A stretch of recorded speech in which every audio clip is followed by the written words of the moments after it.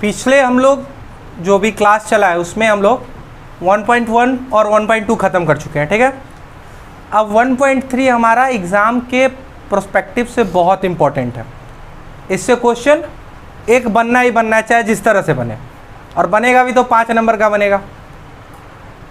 इसमें आपको पूछेगा कि √3 एक अपरिमेय संख्या है, √2 एक अपरिमेय संख्या है, √5 एक अपरिमेय संख्या है, ये सिद्ध कीजिए, या फिर और भी चीज़ें इसमें आपको इससे रिलेटेड पूछ सकता है। तो ये प्रूफ करना जो है, इसको प्रूफ करना थोड़ा लंबा है। आप लोग को ये प्रूफ 2 बार 3 बार बना के किसी तरह से इसको ध्यान रख लेना है, क्योंकि ये क्वेश्चन आएगा। जो चीज़ इसको प्रूफ करने में हमको हेल्प करेगा उसको हम लोग देख लेते हैं, उसको समझ लेते हैं। जैसे प्रमेय आपका जो 1.3 है, इसको हम लोग समझते हैं। प्रमेय 1.3 कहता है कि मान लीजिए p एक अभाज्य संख्या है। p जिससे हम भाग दे रहे हैं वो क्या है? अभाज्य संख्या है। प्रमेय आपका जो है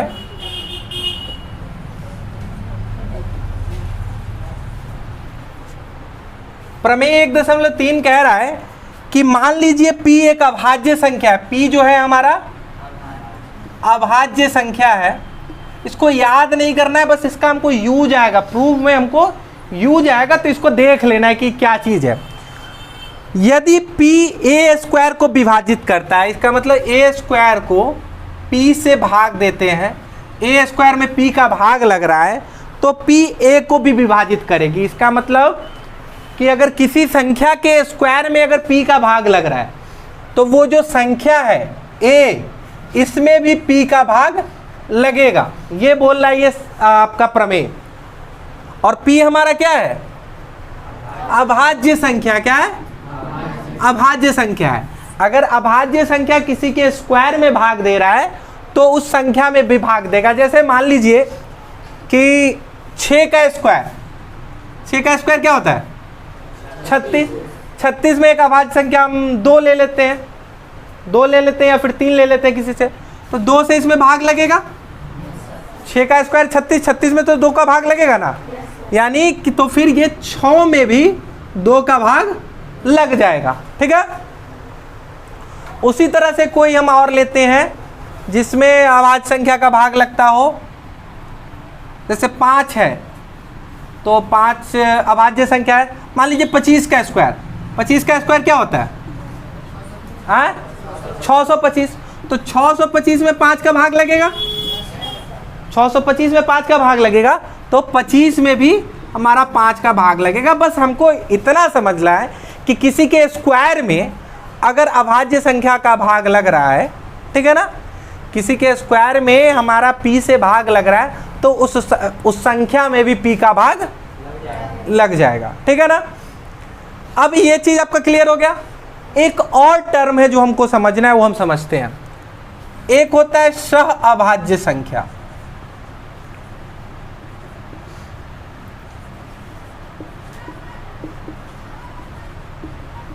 ये क्या है, इसको समझते हैं। देखिए, कोई दो संख्या सह अभाज्य संख्या कहलाएंगी यदि उनके बीच में ना कोई कॉमन ना हो।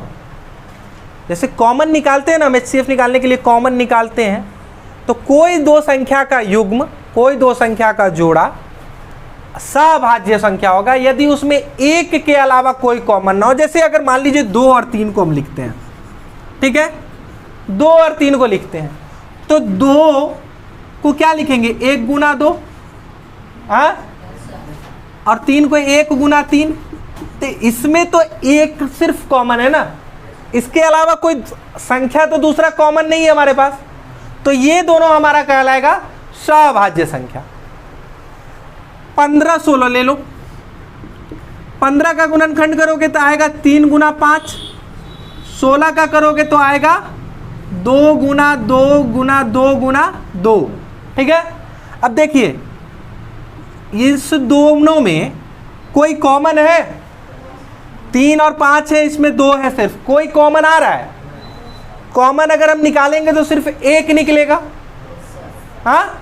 तो ये दोनों संख्या सह-अभाज्य संख्या होगी। और सहअभाज्य संख्या होने के लिए जरूरी नहीं है कि वो अभाज्य संख्या ही हो, ठीक है ना।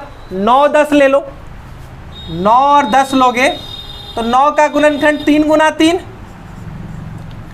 और 10 का गुणनखंड क्या होगा 2 और 5। है कॉमन कोई? नो सर, यानी कि ये सब क्या हो जाएगा, सहअभाज्य संख्या हो जाएगी। क्या हो जाएगी? सहअभाज्य संख्या होगी। अब एक चीज देखो, हम कोई भी संख्या को p बटा q के रूप में लिखते हैं, जब परिमेय संख्या के रूप में लिखते हैं, तो जैसे मान लीजिए 3 बटा 4 और एक लिखते हैं 12 बटा 16, दोनों p बटा q के रूप में है ना परिमेय संख्या। लेकिन यहां जो है ये अपने ये जो है इसको अब हम और छोटा नहीं कर सकते, इसको और छोटा नहीं कर सकते हैं। और छोटा नहीं कर सकते इसका मतलब इसमें से और कोई कॉमन नहीं बचा इस दोनों में।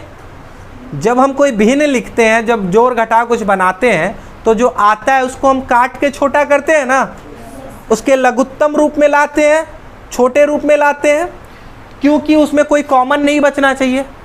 अभी 3 बटा 4 में तो कोई कॉमन नहीं है, तो 3 और 4 हमारा क्या हो जाएगा, सहअभाज्य संख्या। तो जब भी कोई p बटा q के रूप में होता है तो वो सहअभाज्य संख्या होती है, ठीक है ना। 12 बटा 16 p बटा q के रूप में है, लेकिन अभी इसको हम चाहेंगे तो छोटा कर सकते हैं। 4 से इसको 3 बार काट देंगे और 4 से इसको 4 बार काट देंगे, तो आ गया 3 बटा 4 के रूप में ना। हमेशा भिन्न का छोटा रूप लिखते हैं, ठीक है। तो ये समझ गए, परिमेय 1.3 समझ गए, और ये जो हम सहअभाज्य संख्या बताना चाह रहे थे वो समझ गए। ये दोनों का यूज आएगा हमको, ठीक है। अब हम लोग आते हैं अपने क्वेश्चन पे, जो पहला उदाहरण है हमारा उस पे आते हैं।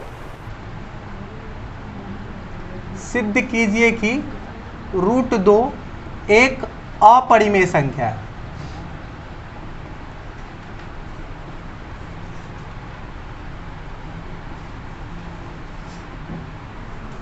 अच्छा, कोई चीज हमको प्रूफ करना रहता है तो याद मतलब कोई चीज दिखाना हो, जैसे मान लीजिए ये मेरे पास डस्टर है, ठीक है। तो डस्टर है तो डस्टर का कुछ गुण होता है, डस्टर बोर्ड मिटाएगा, ठीक है ना। हमको प्रूफ करना रहेगा कि सिद्ध कीजिए कि यह एक डस्टर है। अगर हमको ये प्रूफ करना है कि सिद्ध कीजिए कि एक डस्टर है, तो हम ऐसे नहीं, तो डस्टर का गुण दिखाना होगा भाई कि क्या है। तो हम इसको उल्टा मान लेते हैं, हम मान लेंगे ना कि मान लीजिए कि एक चौथी है, क्या है, मार्कर है। तो मार्कर है तो मार्कर का क्या काम होता है, बोर्ड पे लिखना। अब इसको लिख के देखते हैं, इससे लिख रहा है, नहीं ना लिख रहा है, लेकिन इससे मिटाएंगे तो मिट जाएगा। तो जो हम इसे यहाँ मिटाएं, ये मिट गया। तो जो चीज़ हम करना चाह रहे तो वो नहीं हुआ, लेकिन इसका जो असली गुण था जो हम माने वो तो नहीं हुआ, लेकिन इसका असली गुण सामने आ गया। तो जो माने थे वो क्या था, गलत था। जो हम इसको माने कि मार्कर है, मार्कर गलत निकला ना, था तो ये डस्टर ही, तो इससे प्रूव हो गया कि डस्टर है। उसी तरह से जब हमको यहाँ दिखाना है कि √2 एक अपरिमेय संख्या है, तो हम इसको मान लेंगे कि √2 एक क्या है, परिमेय संख्या है। क्या मान लेंगे, परिमेय संख्या है। तो मानेंगे परिमेय संख्या है बच्चा, तो अंत में जाके अगर हमारा कथन गलत हो गया, जो हम माने वो गलत प्रूफ हो गया, तो इससे ही प्रूफ हो जाएगा कि परिमेय नहीं अपरिमेय संख्या है। तो हमको उल्टा मान के चलना है इसका, जब भी जो भी क्वेश्चन है उसमें हमको उल्टा मान के चलना है। कि जैसे बोल रहे हैं अपरिमेय सिद्ध करने के लिए, तो हम पहले मानेंगे कि क्या, कि √2 एक परिमेय संख्या है, ठीक है ना। तो हम अपना क्वेश्चन शुरू करेंगे ये मान के कि माना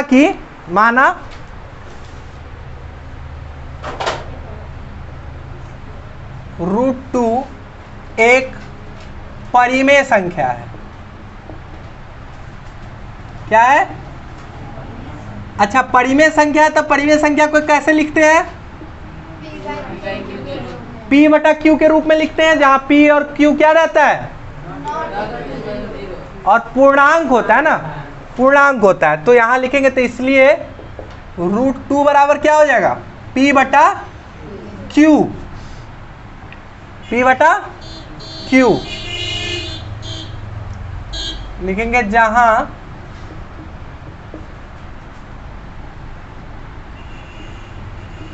P तथा Q सह अभाज्य संख्या है। क्या है? अभाज्य संख्या। सहअभाज्य संख्या क्या है बता दिए हैं, P और Q सहअभाज्य संख्या है। अच्छा, तो इसको लिख सकते हैं कि P बराबर √2 का Q, लिख सकते हैं √2Q। इसको इसमें गुना कर दिए तो P बराबर √2Q हो गया, हो गया। अब इसको स्क्वायर करते हैं, इसका अब स्क्वायर करते, लिखेंगे वर्ग करने पर। तो वर्ग करने पे क्या हो जाएगा, P स्क्वायर बराबर हो जाएगा √2 का स्क्वायर करेंगे तो कितना आएगा, हाँ 2। किसी का स्क्वायर करते हैं उतना गुना उतना, तो √2 गुना √2 2 होता है, तो ये हो जाएगा 2Q स्क्वायर। क्या हो जाएगा, 2Q स्क्वायर। इसके बाद यहाँ इसको लिख दो, तो इसलिए Q स्क्वायर जो हो जाएगा P स्क्वायर बाई, तो Q स्क्वायर बराबर P स्क्वायर बाई 2 आया। अच्छा, किसी चीज का स्क्वायर करते हैं तो वो पूर्णांक आता है, ठीक है ना, पूर्णांक में आता है। तो यहां से इसको आप मान लीजिए समीकरण 1। क्या मान लेंगे, समीकरण 1। अब देखिए कि P स्क्वायर बाई 2 ये जो है ये 2 से भाज्य है, हाँ? तो लिखेंगे कि P स्क्वायर बाई 2 एक पूर्णांक है, ठीक है ना, पूर्णांक है। अतः P स्क्वायर क्या होगा, 2 से भाज्य है। अब भैया P स्क्वायर 2 से भाज्य है, तो हम लोग प्रमेय 1.3 में क्या सीखे थे, किसी का स्क्वायर अगर अभाज्य संख्या से विभाजित हो तो वो संख्या भी उससे विभाजित होगी, हाँ? तो यहां से ये लिख सकते हैं, इसलिए P 2 से क्या होगा, विभाज्य होगा या फिर भाज्य होगा। अच्छा, भाज्य होगा तो भाग देके कुछ आएगा, हाँ, भाग देंगे कुछ आएगा ना, तो उसको हम लोग मान लेते हैं कि P में 2 से भाग देते हैं तो x आता है, ठीक है, x1 मान लेते हैं कि P को 2 से भाग देते हैं तो x1 आता है। तो यहां से लिखेंगे, इसलिए P बाई 2 बराबर क्या हो जाएगा, x1, ठीक। भाग देंगे तो भाग देने के बाद कुछ तो आएगा ना, तो यहां से इसको लिख सकते हैं P बराबर 2x1 लिख सकते हैं। कुछ नहीं किए, देखिए इसको मान लीजिए समीकरण 2। अब यहाँ आपको आया P का वैल्यू, इसको x1 मान लिए तो P 2 गुण। अभी वैल्यू को ना यहाँ रख दीजिए 1 में, ठीक है ना। समीकरण 1 में इसको वैल्यू है, समीकरण 2 का मान 1 में रखने पे, समीकरण 2 का मान 1 में रखने पर, समीकरण 1 ये है Q स्क्वायर बराबर P स्क्वायर। तो P स्क्वायर के जगह P का वैल्यू डाल दीजिए, तो ये क्या आया आपका 2x1 का स्क्वायर बटा 2, ये जो 2 है, तो यहां से आपका ये क्या हो जाएगा, Q स्क्वायर बराबर हो जाएगा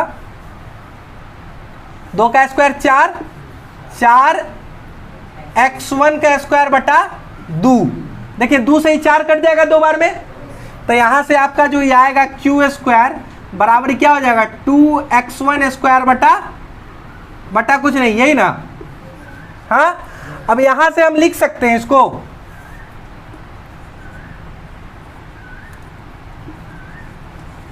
x1 का स्क्वायर बटा बराबर Q स्क्वायर बटा 2, ये इसके बटा में आ जाएगा, लिख सकते हैं।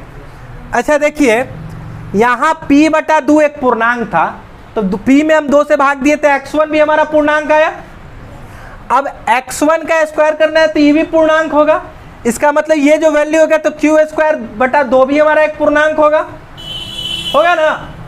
तो यहां से हम लिख सकते हैं कि Q, अब इसको फिर वही चीज लिखेंगे कि Q स्क्वायर बाई 2 क्या है जो यहां लिखे थे, तो क्यू स्क्वायर बाई 2 एक क्या है, पूर्णांक है।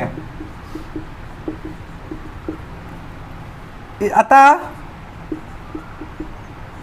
क्यू स्क्वायर 2 से भाज्य है, और 2 से भाज्य है तो क्या होगा भैया, क्यू भी 2 से भाग होगा, इसलिए क्यू भी 2 से भाज्य है।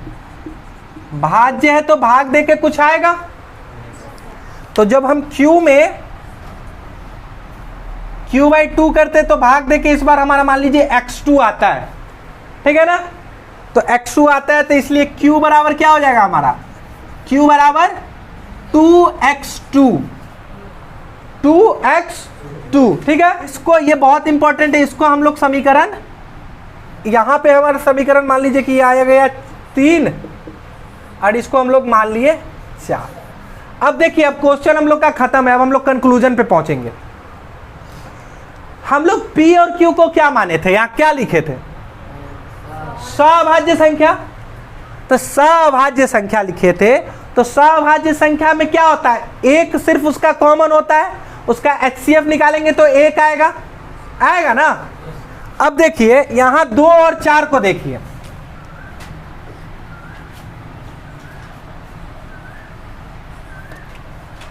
दो जो हमारा एक आया है हमारा p बराबर 2x1 आया है, और एक आया है q बराबर 2x2। इसका मतलब ये 2 गुना x1 है और ये 2 गुना x2 है ना। तो इस दोनों में क्या कॉमन है, हाँ 2 कॉमन है, यानी कि इसका जब हम HCF निकालेंगे तो क्या आएगा, 2 आएगा ना। तो हम माने थे कि सभाज्य संख्या, तो सभाज्य में तो कोई कॉमन ही नहीं होता एक के अलावा। यहां आ गया हमारा 2 और 2, इसका मतलब जो हम कथन माने थे वो गलत माने थे, वो गलत था ना, हमारा मानना गलत हो गया कि भाई p/q के रूप में है, यानी कि जो हम माने थे कि वो परिमेय संख्या है वो हम गलत मान लिए, तो क्या होगा, अपरिमेय संख्या हो गया। तो हम लिखेंगे कि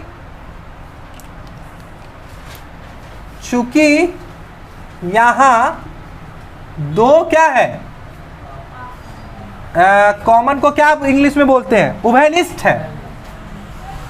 p और q में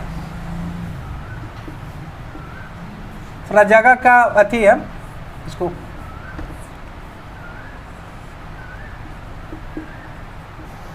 उभयनिष्ठ है।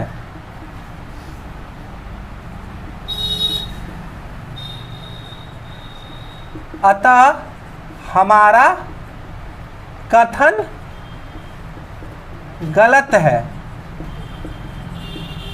उभयनिष्ठ है तो कथन गलत है, p और q भाई ये अथी होगा नहीं, इसलिए क्या, इसलिए √2 क्या होगा, एक अपरिमेय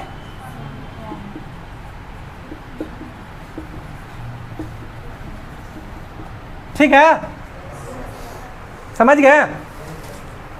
तो फिर से देख लीजिए, कुछ नहीं, इसी आगे भी जो हमारा क्वेश्चन रहेगा सेम √3 √5, बस √2 के जगह पे वहां √3 हो जाएगा, क्या √3 रखेंगे, उसका स्क्वायर करेंगे, इस तरह से हमारा क्वेश्चन आएगा।